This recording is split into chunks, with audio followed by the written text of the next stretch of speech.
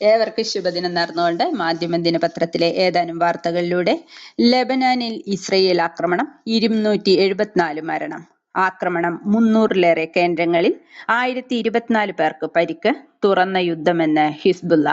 Israel ആക്രമിച്ച ലെബനാൻ പ്രദേശങ്ങളുടെ ചിത്രസഹിതമാണ് പ്രധാന വാർത്തയായി മാധ്യമം ഇത് കൊടുത്തിരിക്കുന്നത്.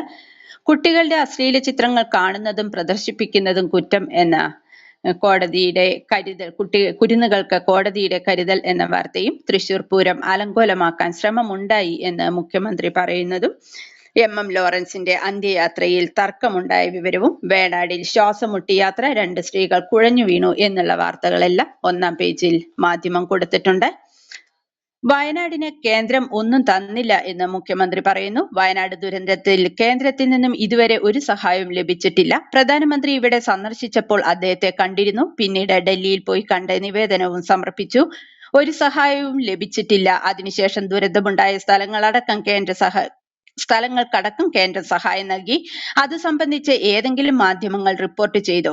എങ്ങനെയെങ്കിലും നാട് തകർന്നാൽ മതി എന്നാണ് വലതുപക്ഷ മാധ്യമങ്ങളുടെ ഉള്ളിലിരിപ്പ്. ഇടതുപക്ഷത്തെ എങ്ങനെയെങ്കിലും അങ്ങ് തകർത്തു കളയാം എന്നാണ് ചില മാധ്യമങ്ങൾ കരുതുന്നത്. മാധ്യമങ്ങൾ കോൺഗ്രസ് BJP വക്താക്കൾ ആകരുതെന്നും മുഖ്യമന്ത്രി പറഞ്ഞത് കൂട്ടിച്ചേർക്കുന്നു. ഓസ്കർ ഇന്ത്യയുടെ എൻട്രിയായി ലാപ്പത ലേഡീസ്. ചെന്നൈയിൽ നിന്നുള്ള വാർത്തയാണ്. 2025 ഓസ്കറിൽ മാറ്റുരയ്ക്കാൻ ഇന്ത്യയുടെ ഔദ്യോഗിക എൻട്രിയായി കിരൺ റാവു സംവിധാനം ചെയ്ത ലാപ്പത ലേഡീസ്.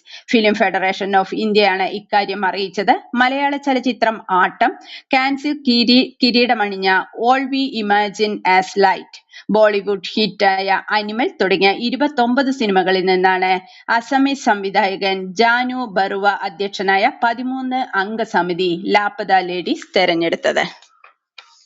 നിയമസഭാ സമ്മേളനം അരികെ ഉത്തരമില്ലാതെ 397 ചോദ്യങ്ങൾ. സഭ പിരിഞ്ഞ് 2 മാസം പിന്നിട്ടിട്ടും മുഖ്യമന്ത്രി അടക്കമുള്ളവർ നൽകേണ്ട മറുപടികൾ വെബ്സൈറ്റിൽ ഒഴിഞ്ഞു കിടക്കുകയാണ്. എന്നു തരും ഉത്തരം എന്ന് പറഞ്ഞ്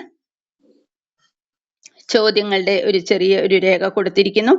മുഖ്യമന്ത്രി മറുപടി പറയേണ്ടത്: നവകേരള യാത്ര, മുഖ്യമന്ത്രിയുടെയും മന്ത്രിമാരുടെയും വിദേശയാത്രകൾ, മുഖ്യമന്ത്രിയുടെ സോഷ്യൽ മീഡിയ സംഘം, ദുരിതാശ്വാസ നിധി.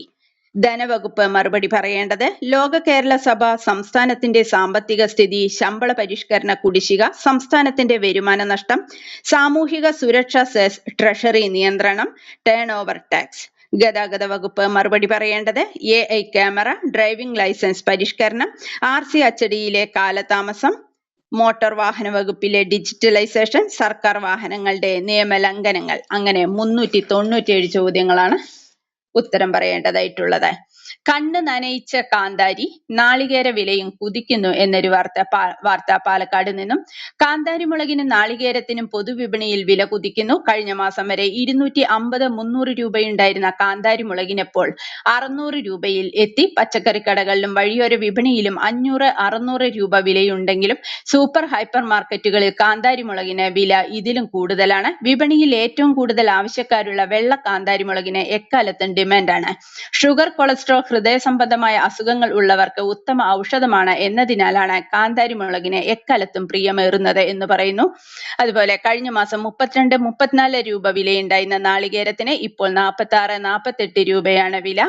എന്നാൽ സൂപ്പർ ഹൈപ്പർ മാർക്കറ്റുകളിൽ 52-54 രൂപ വരെയാണ് നാളികേരത്തിന്റെ വില. നാളികേരത്തിന്റെ ലഭ്യത കുറവാണ് വില കൂടുന്നതിന് കാരണം എന്നും പറയുന്നു. സൈബർ തട്ടിപ്പുമായി ബന്ധപ്പെട്ടുള്ള വാർത്ത. ഗൂഗിളിനെ സമീപിച്ച് Palakkad cyber police. Mumbai police എന്ന വ്യാജേന വെർച്വൽ അറസ്റ്റിലാണെന്ന് ഭീഷണിപ്പെടുത്തി ശ്രീകൃഷ്ണപുരം സ്വദേശിയുടെ 1.35 കോടി രൂപ തട്ടിയ കേസിൽ സംഘത്തിന്റെ സാമൂഹിക അക്കൗണ്ട് വിവരങ്ങൾ തേടി ഗൂഗിളിനെ സമീപിച്ച് പാലക്കാട് സൈബർ പോലീസ്. കാലിഫോർണിയയിലെ ഗൂഗിൾ ആസ്ഥാനത്തേക്ക് ഇത് സംബന്ധിച്ച് കത്ത് നൽകിയിട്ടുണ്ട് എന്ന് പറയുന്നു.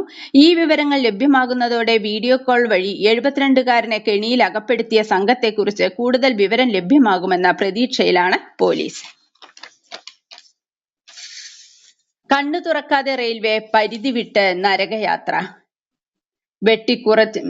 സ്വന്തം ലേഖകൻ തിരുവനന്തപുരത്ത് നിന്നാണ്. അവധി കഴിഞ്ഞുള്ള ദിവസങ്ങളിൽ യാത്രക്കാരുടെ ബാഹുല്യം കണക്കിലെടുത്ത് അധിക ക്രമീകരണം ഒരുക്കാൻ റെയിൽവേ തയ്യാറാകാത്തതോടെ പിടിവിട്ട് കേരളത്തിലെ ട്രെയിൻ യാത്ര. കാലുകുത്താൻ ഇടമില്ലാത്ത വിധം തിങ്ങി നിറഞ്ഞ ജനറൽ കമ്പാർട്ട്മെന്റുകളിൽ യാത്രക്കാർക്ക് ശ്വാസം മുട്ടുകയാണ്. തിക്കും തിരക്കും ഒപ്പം പിടച്ചിടലും ഒപ്പം പിടിച്ചിടലും കൂടിയായതോടെ വേണാടിലെ 2 യാത്രക്കാർ കുഴഞ്ഞു വീഴുന്ന പരിസ്ഥിതിയോളം കാര്യങ്ങൾ എത്തി എന്ന് പറഞ്ഞ് പിടിച്ചിട്ട് വഴിയൊരുക്കുന്നു. പെരുവഴിയിൽ യാത്രക്കാർ. ബഫർ ടൈമിന്റെ പേരിലും പണി. യാത്രാവശ്യകത കൂടുന്നു. പക്ഷേ വെയിറ്റിംഗ് ലിസ്റ്റ് കുരുക്കിലും കണ്ണ് കച്ചവടത്തിൽ എന്നെല്ലാം പറഞ്ഞ് വിശദമായിട്ടാണ് ആ വാർത്ത പോകുന്നത്. EV ചാർജിംഗ് സ്റ്റേഷനിൽ കാർ ഉടമയ്ക്ക് ഷോക്കേറ്റു എന്നൊരു വാർത്ത പറവൂരിൽ നിന്നും.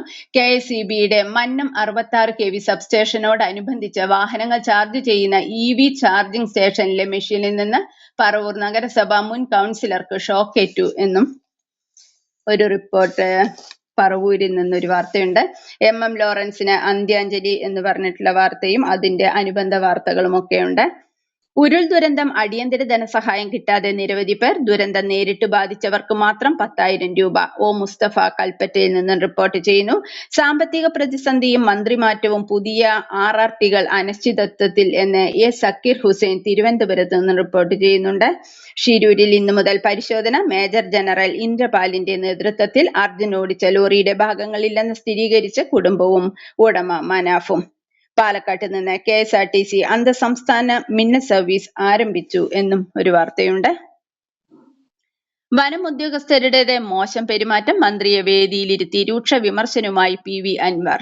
റേഞ്ച് ഓഫീസറെ ശകാരിച്ച് MLA എന്നത് ചിത്രസഹിതമുള്ള വാർത്തയെ കൊടുത്തിരിക്കുന്നു. പിന്നോട്ടില്ലെന്ന സൂചനയുമായി അൻവർ. അൻവറിന് പരോക്ഷ വിമർശനം. ചിലരെ മാധ്യമങ്ങൾ വല്ലാതെ പൊക്കുന്നു. എത്ര കാലമെന്ന് കണ്ടറിയണമെന്ന് പിണറായി. വഴങ്ങിയില്ലെങ്കിൽ സർക്കാരിൻ്റെതായ വഴി നോക്കും എന്നും അദ്ദേഹം പറയുന്നു. പൂരം കലക്കൽ പരിഹസിച്ച മുരളീധരൻ. കുറ്റം ചെയ്തയാളല്ലേ റിപ്പോർട്ട് എഴുതിയത് എന്ന് അദ്ദേഹം പറയുന്നു. പൂരം കലക്കിയത് ADGP. ലക്ഷ്യം സുരേഷ് ഗോപിയുടെ ജയം. തുറന്നടിച്ച് CPI മുഖപത്രം. തൃശൂർ തോൽവി. KPCC അന്വേഷണ റിപ്പോർട്ട് പുറത്ത്. പൂരം കലക്കൽ ആസൂത്രിതം. സുരേഷ് ഗോപിക്ക് നേട്ടം എന്നെല്ലാം പറഞ്ഞ് വെറുതെ നിന്നുകൊടുത്തു. തൃശൂർ തോൽവിയിൽ പ്രതികരണവുമായി K മുരളീധരൻ. എല്ലാം ധാരാളം അനുബന്ധ വാർത്തകളുണ്ട് തൃശൂർ പൂരവുമായി ബന്ധപ്പെട്ട്. കെജ്രിവാളിന്റെ ശൂന്യമായ കസേര സാക്ഷി. ആതിഷി മുഖ്യമന്ത്രിയായി ചുമതലയേറ്റു എന്ന ചിത്രസഹിതമുള്ള വാർത്ത. ചന്ദ്രന് ഒരു കുഞ്ഞനിയൻ. ഭൂമിയുടെ ഒരേയൊരു ഉപഗ്രഹം എന്നാണ് നാം ചന്ദ്രനെ കുറിച്ച് പഠിച്ചിട്ടുള്ളത്. എന്നാൽ ഇപ്പോൾ ഭൂമിക്ക് ഒരു ഉപഗ്രഹം കൂടി വരുന്നുവെന്നാണ് ശാസ്ത്രലോകത്തു നിന്നുള്ള പുതിയ വാർത്ത. ഭൂമിക്കരികിലേക്ക് അതിഥിയായി എത്തുന്ന ഒരു കുഞ്ഞൻ ചിഹ്നഗ്രഹം കുറച്ചു ദിവസത്തേക്ക് ചന്ദ്രനെ പോലെ ഉപഗ്രഹമായി ഭൂമിയെ വലം വെക്കുമെന്ന് space.com റിപ്പോർട്ട് ചെയ്യുന്നു.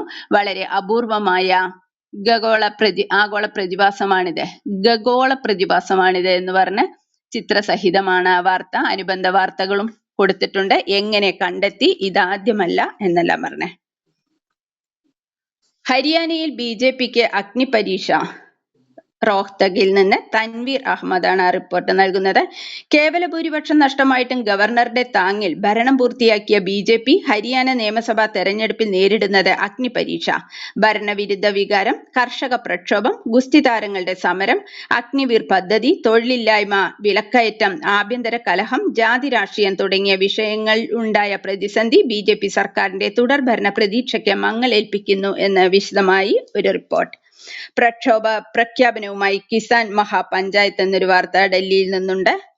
6 വയസ്സുകാരിയെ ബലാത്സംഗ ശ്രമത്തിൽ നിന്ന് രക്ഷിച്ച കുരങ്ങുകൾ എന്നൊരു വാർത്ത ലക്നൌവിൽ നിന്നും. ഉത്തർപ്രദേശിലെ ബാഗ്പത്തിൽ 6 വയസ്സുകാരിയെ ബലാത്സംഗം ചെയ്യാൻ ശ്രമിച്ചയാളെ ആക്രമിച്ച കുരങ്ങുകൾ. ശനിയാഴ്ചയായിരുന്നു സംഭവം. വീടിനു പുറത്ത് കളിച്ചുകൊണ്ടിരുന്ന കുട്ടിയെ ആളൊഴിഞ്ഞ വീട്ടിലേക്ക് ഇയാൾ കൂട്ടിക്കൊണ്ടുപോവുകയായിരുന്നു. തുടർന്ന് കുരങ്ങുകൾ ആക്രമിക്കുകയും ഇയാൾ കുട്ടിയെ ഉപേക്ഷിച്ച് രക്ഷപ്പെടുകയുമായിരുന്നു. വീട്ടിൽ തിരിച്ചെത്തിയ കുട്ടി മാതാപിതാക്കളെ വിവരം അറിയിച്ചു. സംഭവത്തിൽ കുട്ടിയുടെ മാതാപിതാക്കൾ പോലീസിൽ പരാതി നൽകി. കുട്ടിയുമായി ഇയാൾ ആളൊഴിഞ്ഞ വഴിയിലൂടെ പോകുന്നതിന്റെ CCTV ദൃശ്യങ്ങൾ ലഭിച്ചതായി പോലീസ് പറഞ്ഞു. തിരുപ്പതി ലഡു വിവാദം കത്തിക്കാൻ സംഘപരിവാർ. സുബ്രഹ്മണ്യൻ സ്വാമി സുപ്രീം കോടതിയിൽ. VHP ഉൾപ്പെടെ സംഘടനകൾ കളത്തിൽ. തിരുമല ക്ഷേത്രത്തിൽ ശാന്തി ഹോമം എന്നെല്ലാം പറഞ്ഞ് വിശദമായി അനുബന്ധ വാർത്തകളെല്ലാം കൊടുത്തിരിക്കുന്നു.